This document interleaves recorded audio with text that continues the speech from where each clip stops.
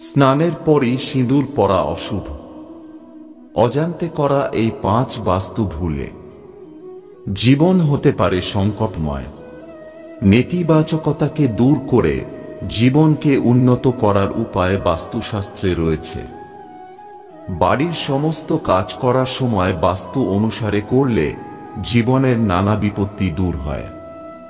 তবে বাস্তু সংক্রান্ত একটি ছোট ভুলও একজন মানুষকে সর্বনাশের দিকে ঠেলে দিতে যথেষ্ট। আসুন জানা যাক এমন 5 ভুলের কথা যা নিজেদের অজান্তেই বহু মানুষ করে ফেলে এবং জীবন সংকটে ভরে যায়।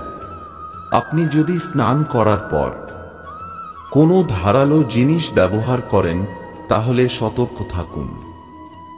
বাস্তু অনুসারে স্নান করার পরে কখনো নেল কাটার ব্লেড বা রেজারের মতো ধারালো সরঞ্জাম ব্যবহার করা উচিত নয়। এর ফলে খুবই অশুভ ফল আসতে পারে জীবনে। অনেকে বাথরুমে জামা কাপড় ধোয়ার পরে অবশিষ্ট জল বালতিতে ফেলে রাখেন।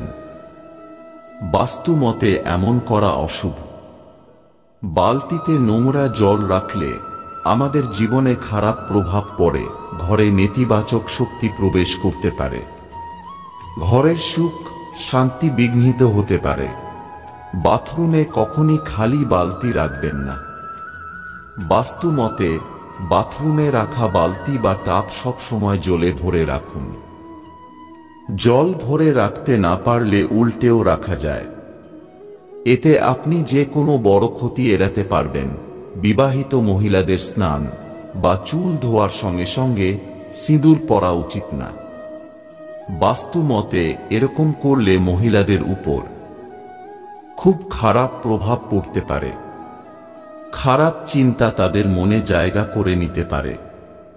ঘরের সুখ শান্তি বিঘ্নিত হতে পারে। পারিবারিক কলহ বাড়তে পারে। স্নানের পর বাথরুমের মেঝে ভালোভাবে পরিষ্কার করুন। বাথরুমের মেঝে সব সময় ভেজা থাকার কারণে আর্থিক সীমাবদ্ধতা ঘরকে ঘিরে ফেলে। এছাড়াও বাথরুম নোংরা না করে সব জিনিস সঠিক জায়গায় রাখুন।